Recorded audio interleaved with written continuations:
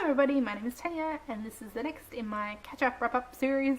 This is everything that I read in the month of August. So July I was still able to complete quite a number of things.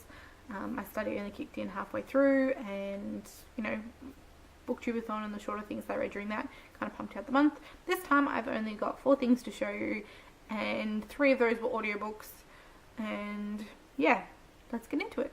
The first book I finished in the month of August, I think I finished on the 1st, so the majority of this was listened to in July anyway, but August.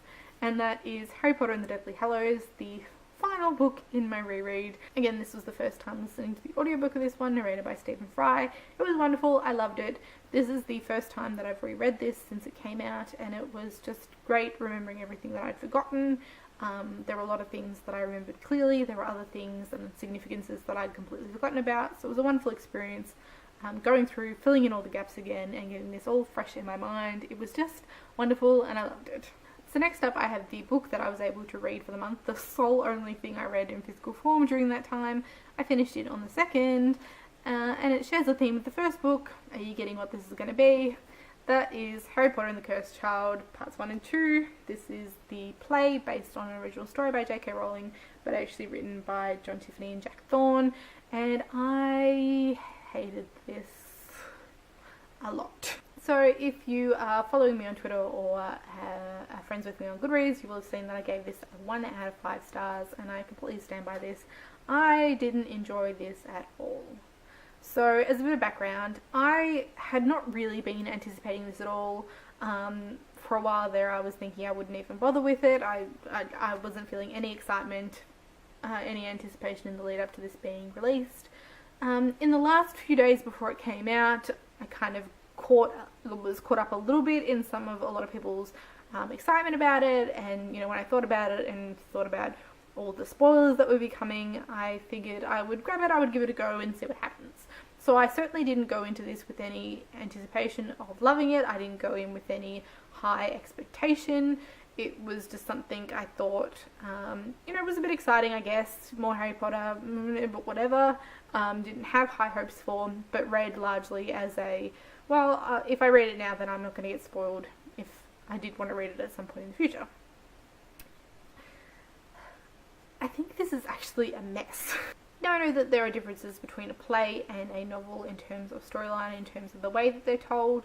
I'm familiar with plays, I read plays, I can appreciate a play for what it is. It isn't the fact that it's in that format that was the problem with me either. But this is badly written. So I think the writing of this one's ridiculous, the dialogue, and I know that there is a difference to the dialogue and the way that things are performed in a play than there is to a story, a novel. But the dialogue was ridiculous. The stage directions and little bits that were included in there were ridiculous. The characters that have been built over 7 novels to act in certain ways didn't act like themselves at all. It just was unbelievable, just laughable in the way that it was written. I did not enjoy it at all. I gave it 1 star. I have no interest in seeing the play. I just, no.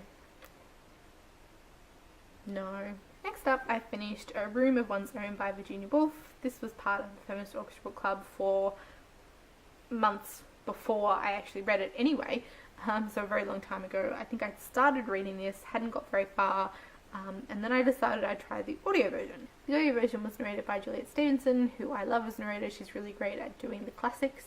But unfortunately I really didn't retain anything from this at all, and this isn't just the fact that I read this in August and it's now October. Even afterwards I don't think I had anything really to say about this. It obviously wasn't the time for me to read it. When I started it in book form and read it, I wasn't retaining anything, and this was just a few hours of audio blip that I didn't really take in anything at all, which was a big shame.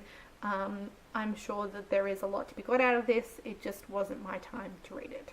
Lastly, the final book that I completed in the month of August was The Lives of Locke and Mora by Scott Lynch. This is another audiobook that I listened to, and I really love this a lot. Again, after some time, I don't have an awful lot to talk about with this one, and you've no doubt heard a fair bit about this on Booktube anyway, but this is following the story of Locke and Mora and his band of gentlemen bastards, who are a group of thieves who rob from the rich and pull off daring heists and, you know, really intricate schemes, and it was a lot of fun. It was quite emotional at parts. There were some things that definitely took me by surprise that I wasn't necessarily expecting. I came to really care for these characters a lot, and it was just all around a lot of fun, and I would definitely highly recommend it.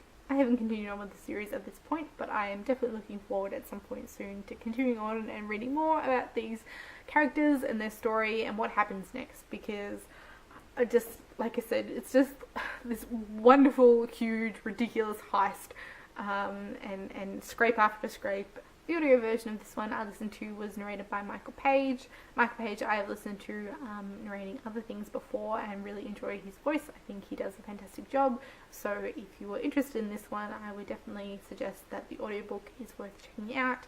I will be continuing on with the series in audio form. I think it definitely enhanced the reading experience. These are the 4 things that I finished during the month of August. 2 that were wonderful, 1 that was awful, and 1 that I'm fairly ambivalent about.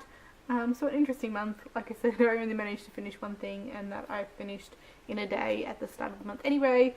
I didn't read anything else physical wise in the month, which was a bit of a disappointment, but it's okay. Study had to come first. So if you read any of these ones and agree or disagree with what I thought about them, let me know in the comments. As always, thank you all for watching, and I will see you next time. Bye.